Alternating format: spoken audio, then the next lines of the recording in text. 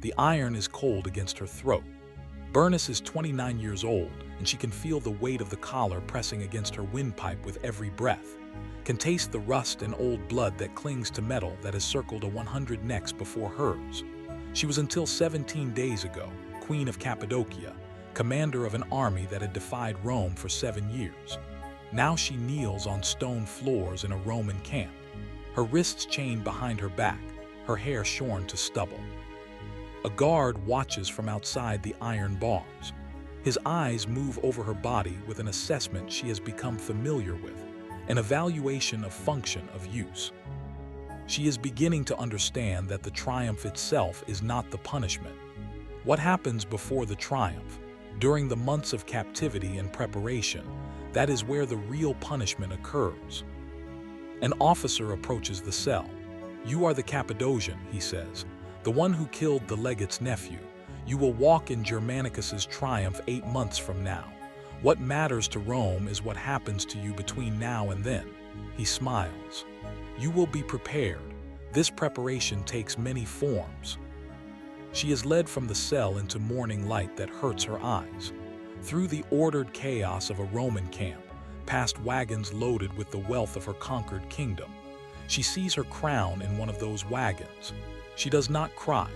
She memorizes everything because information is the only weapon she has left. What the histories omit is the processing, the system designed to produce broken prisoners suitable for parade. The Roman triumph required special captives. A captured queen was the ultimate trophy. She needed to survive, to be recognizable, yet broken enough to walk without resistance. But she also needed to be accessible. Roman officers believed they had earned rewards. The general who would celebrate the triumph believed he had earned the right to sample his trophies. This belief shaped everything. The most valuable captives received special treatment. Their bodies were maintained, but their minds were considered fair targets. Achieving the ideal, visibly royal but visibly defeated, required expertise.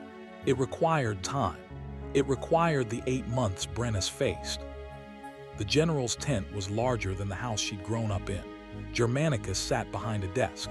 "Your resistance cost me 2 years and 11,000 soldiers," he said. "Your kingdom no longer exists. Everything you were has been erased, except you. I kept you alive because you were the most valuable thing I captured." He studied her. "The journey to Rome takes 6 months. You will be housed appropriately, maintained for display. But there are other aspects. Tonight you will dine with my officers. You will demonstrate your understanding of your new position." She understood. The word dine was a euphemism. "I understand," she said. "Good, you are assigned a minder, centurion Marcus Cornelius. Obey him." Marcus Cornelius was not what she expected. A career soldier, his eyes held a complicated awareness. He met her in a smaller tent. "Preparation," he said, "officially means ensuring you remain healthy and presentable. Unofficially, it is more complicated. The officers believe they have earned access to you. You will be expected to provide hospitality.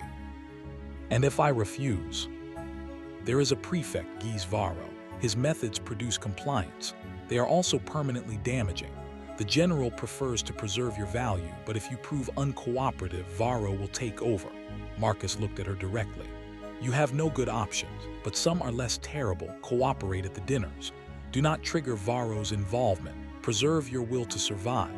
After the triumph, possibilities may exist. Some captives have survived, lived in exile.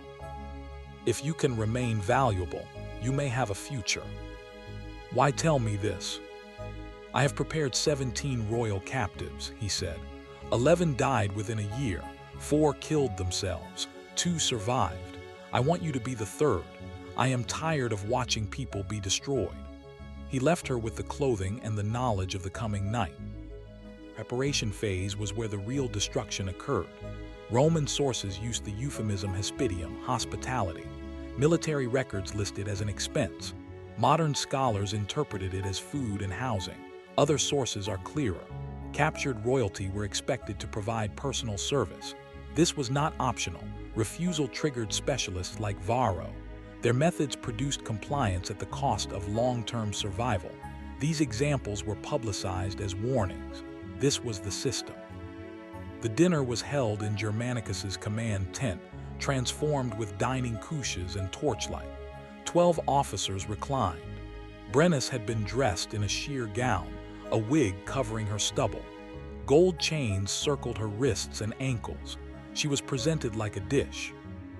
"The Queen of Cappadocia," Germanicus announced. "My gift to you for your service." Gift. The word made everything clear.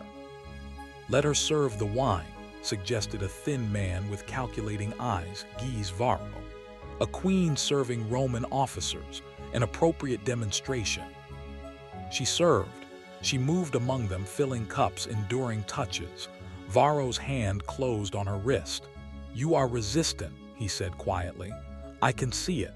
You still believe you might retain your dignity." "I am cooperating." "Your body is, your mind is elsewhere. That is a problem I know how to solve. I am patient." He released her. The marks of his fingers would linger. As the wine flowed, the entertainment shifted. Then came the requests. The first officer was efficient. The second asked questions about her kingdom while he used her. The third left bruises. 4 officers claimed their portion. She survived. Marcus appeared the next morning with a physician. "She is intact," the physician reported. "Minor damage, fit for service again in 2 days." Service, another euphemism. When they were alone, Marcus said, "You survived." Was there doubt? There is always doubt. Some break during the first dinner. You did not. "I am interested in surviving." Survival requires strategy. Do you have one? She considered. "Germanicus wants me broken but recognizable. Too much breaking and I become useless. Not enough and I fail to demonstrate his victory. My strategy is to appear broken while remaining intact inside." A difficult balance. Many have failed. What made the failures fail? The horror accumulated faster than their ability to process it. They either broke genuinely or revealed their resistance. What made the successes succeed? They found something to hold on to, a purpose that sustained them. What kind of purpose? It varies. Revenge, though that's rarely possible. Children, though they often fare poorly. Preserving knowledge, traditions. Brenice thought of her kingdom gone, her son dead in the siege, her daughter taken. "I have nothing." "Then you must find something else. You have time. The journey takes 6 months. Use it to find your purpose. Without one, you will break eventually." The journey west began. Brenice traveled in a covered wagon with 3 other captives, 2 noblewomen already hollowed by compliance, and a girl of 12 named Ariadne. The girl watched everything with sharp eyes. "You are planning something," Ariadne whispered one afternoon. "You look at everything like you are memorizing it." "I am collecting information. I do not yet know what I will do with it." "Can I help? Soldiers talk around me like I am furniture. They say things." She listed details: a centurion stealing, an affair, gambling, debts. "I have been collecting it like you." Brenice felt an unexpected warmth. This girl was smart, observant, vulnerable. Perhaps this was the purpose. "Keep collecting," she said. "Tell me what you learn. Together we might achieve something."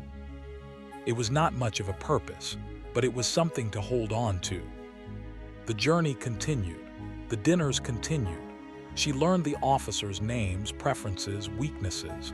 Varro remained the greatest danger, watching for any sign of resistance. She gave him nothing.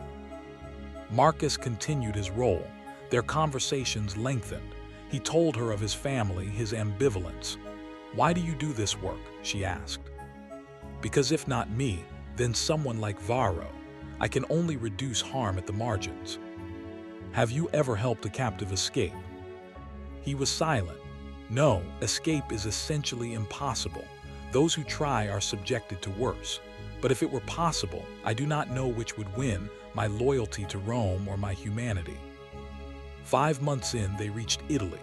During a pause, an unexpected visitor came. Antonia Minor, mother of Germanicus, a powerful woman with sharp eyes. "I wish to see the Cappadocian queen," she said. "My son's reports suggested a barbarian. I see an educated woman." Cappadocia was not barbarous. Rome destroyed us because we were in your way. "A fair assessment," Antonia said. "My son writes that you comply but have not broken. This interests me. Why?" Brenice sensed honesty might serve. "I am surviving for someone else's sake. A girl. I am trying to help her have a future." Antonia's expression shifted. "You found a purpose. After the triumph, there may be opportunities for captives who demonstrate value beyond symbolism." She left, the meaning unclear. The final month was the hardest. Pressure mounted. A week before the triumph, Marcus brought news. "Germanicus has instructions from Tiberius. You will not be executed. The emperor sees value in keeping you alive, a symbol that submission is rewarded. You would live comfortably, write letters encouraging acceptance of Roman rule. And if I refuse?" Then execution becomes the default. Ariadne would be sold, the others the same. "What if I could offer something more valuable? I know of hidden treasuries, resistance leaders, internal politics. I could provide intelligence." "That would make you a traitor." "I am already a traitor. What do I want in return? I want Ariadne. I want the other women given to adequate households. I want some autonomy." "I can only bring your proposal to those with authority." "Then bring it." The triumph began at dawn. Specialists prepared her. Her hair was styled in her kingdom's fashion, her clothing her royal regalia. Heavy gold chains draped her neck. She walked between wagons of plunder and cohorts of soldiers. The streets were lined with cheering, jeering crowds. She kept her head high, walking with a dignity that was not defiance but was not brokenness either. The crowds noticed. At the temple of Jupiter, the procession halted. Germanicus, his face painted red, made sacrifices, gave a speech. Then he turned to the captives. "The Queen of Cappadocia has demonstrated her acceptance of Roman authority. She has offered to serve Rome's interests. The emperor, in his mercy, decrees she shall live. She will be placed in the household of Antonia Minor as evidence that Rome rewards submission." It was done. She had survived. Behind her, other captives were not so fortunate. Antonia's household was comfortable, a villa on the Palatine Hill, but it was a political operation. Brenice's intelligence was acted upon. Her betrayal was systematic. She kept Ariadne. The girl was educated, prepared for a future. The other women were placed in adequate households. Survival purchased with collaboration. Marcus visited occasionally. "You survived," he said once. "Is that enough?" "That depends on what you do with it." She looked at Ariadne, now a young woman studying Greek. "I am raising a girl who will be free. I am preserving knowledge. I am living. That is what is possible." Years passed. Ariadne was freed, married, had children.